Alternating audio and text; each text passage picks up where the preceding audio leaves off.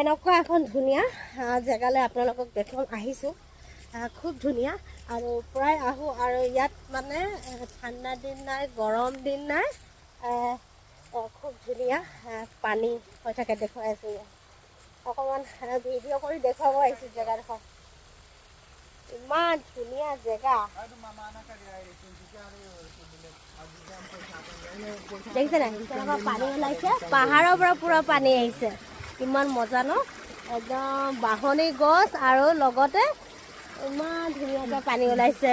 একদম বাৰিষা ঠাণ্ডা দিনতো এনেকুৱা পানী ওলায়, ইমান ধুনীয়া। আমি কি হয় হেৰি এনেকুৱা পানী পাবলৈ হ'লে আমি ক'ত ক'ত যাব লাগে। আৰু আমাৰ মা ঘৰৰ ওচৰত আহিলে একদম মাহঁতৰ ঘৰৰ ওচৰতে, অকণমান দূৰ, বেছি নাই।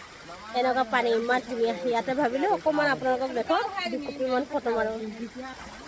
ইমান ঠাণ্ডা পানী, একদম পাহাৰৰ পৰা আহিছে ন? এইটো পাহাৰৰ পৰা আহিছে পানীটো।